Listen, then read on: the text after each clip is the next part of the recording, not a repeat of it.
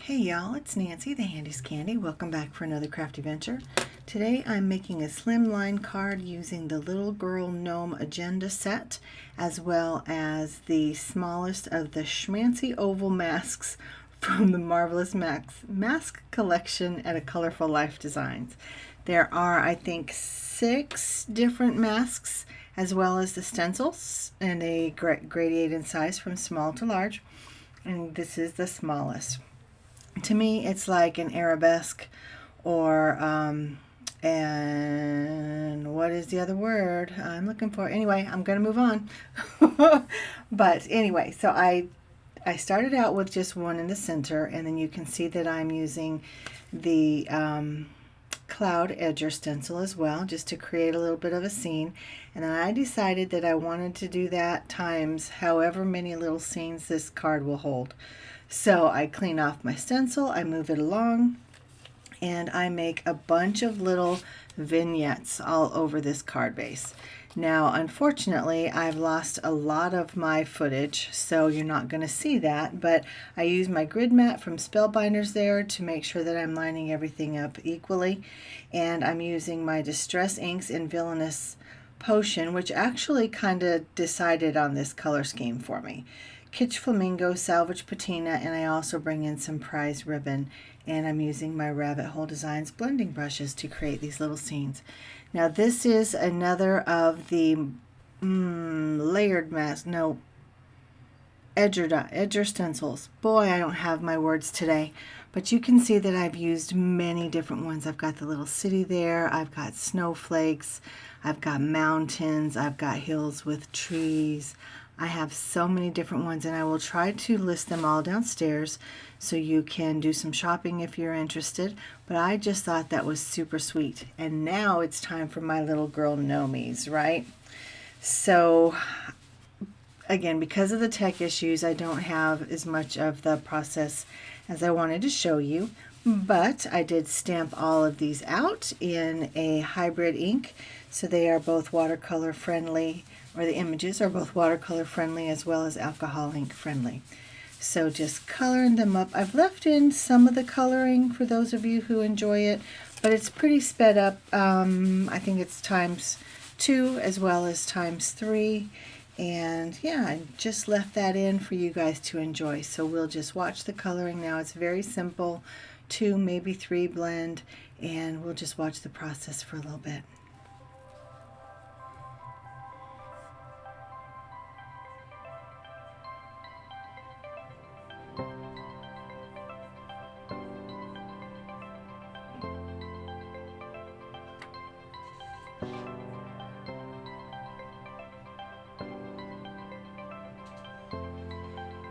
Now you can see that I kept my coloring in the same color families as the ink blended scenes. Yeah, just tried to create a wide range of skin tones as well, but these alcohol ink markers dry back quite a bit, and they reflect minute differences in skin tone as well as the color changes in each little gnomie's outfit. So, but I tried. There are a couple that are distinctly different, but for the most part they all look very Scandinavian, if you will.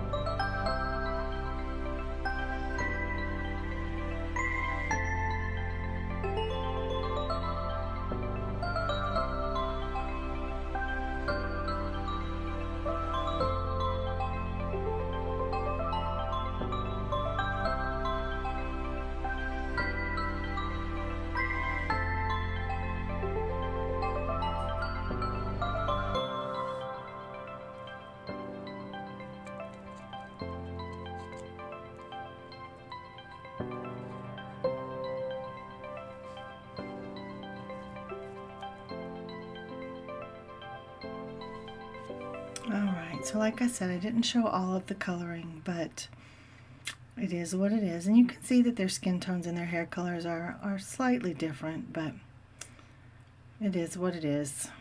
So here I'm showing that I fussy cut all of them out, all of them. And then I use a dark marker to go around the edges to cover up that imperfect cutting, and just to kind of clean up those edges. Now you want to be careful if you decide to do this on your fussy cut images, or your die cut images for that matter. You don't want to leave your alcohol marker touching your paper for any length of time. You want to keep it moving, because they are made to soak into the paper. So if you leave it in one spot too long, it's going to soak in, and you're going to end up with a big black or dark colored spot on your little image. Whether it's little or whether it's big, you're going to end up with a blotch. So just keep that in mind as you're coloring. So here's another one that I'm fussy cutting out, and she actually is one of my favorites. I just love the way she turned out with her outfit is just kind of pink fading into white, and then I actually changed that in just a little bit. And I love that sweet little teddy bear that she's holding. So as I was doing my little vignettes, I thought that they would look really cool with the frame. So I went in with black, with a black fine liner, and then I went around the black with gold, and then on others I used gold first and went around the gold with black. So they both have black and gold frames, just depends on where they're at in relation to the card in terms of if they have black first or gold first. So then I die cut this big frame from a Slimline set from Whimsy. I'll have it listed and linked downstairs as well. And I adhered it with some double-sided foam strips from Doris and mounted the whole thing up. And I mounted the vignette panel, if you will, crooked into the frame, and then I adhered the frame crooked to the card base. So, you know, you'd think I'd start using measures to help me with that, but I haven't yet, so I don't know what's wrong, but we'll see. Thank you for being patient with me. So as I was kind of auditioning all my players on the little vignettes, I decided that I really liked each one to have a little bit of green, and I definitely wanted to use her. I said that she was one of my favorites, so I just went back in with some green and I went over that pink and blended it out, and now she has a pink to white outfit. So you can see that each one of them has some green on them, and I think that green just pops so well off that background. So I figured out exactly where I wanted them placed, and I start mounting them up on some double-sided foam tape and getting them all adhered down to their little vignettes, their little scenes. And in the end, I continue to kind of move and shift things around as I make room for everything. Now this bottom row, I actually cut off about 1/3 of the image so that it would snuggle down in there, and I tucked it up under that bottom frame so that they would fit down there a little bit better. So here I have stamped and heat embossed my sentiment. It's 2 different sentiment sets together, and I will have them listed and linked downstairs as well, using my little We Are Memory Keepers mini die cut machine that sits right on my desk. And the frame that I'm using is from Whimsy Stamps Antique ATC frame set, I believe it's called. And again, I'll have it listed and linked downstairs. And then I use 2 different frames or 2 different dies to cut out the frame. I use the largest one is the same size as my overall sentiment, and then I use one that's just a smidge smaller, and I've got that beautiful matte gold cardstock, and it cuts out this beautiful delicate frame, and I just adhere it down to my sentiment, and I kind of wiggle and jiggle and smudge it around till I get it right in place. And that's why I love me some wet glue. Oh my gosh, I have to use the wet glue. So you can see that this sentiment is kind of a beast. It's pretty big. So I end up lifting up my favorite little girly Gnome, and I adhere her right down to my sentiment. And I think that it's perfect. It's like it was made for her. So I pop that all up on some double-sided foam tape and adhere it right down. And that little girl with the green hat downstairs, I actually kind of nudge her hat up and it kind of flops over the edge. It doesn't flop. It rests on the edge of that gold frame. And then I come in with some glittery stickles, and they have a bit of a green cast to them, and that just finishes off my card. So, guys, have a holly jolly Christmas. What do you think? Very non-traditional with my colors, very unusual with the little scenes all over, and I just think it's adorable. But what do you guys think? The Colorful Life Designs, Schmancy Oval, Marvelous Masks, and Mama Elephant Little Girl Gnome Agenda. I thank you guys for spending some time with me again today, and I ask that you would like this video. If you liked it, give it a thumbs up. If you're not already a member of my crafty tribe, go ahead and hit that subscribe button and ring the bell. And until next time, mwah!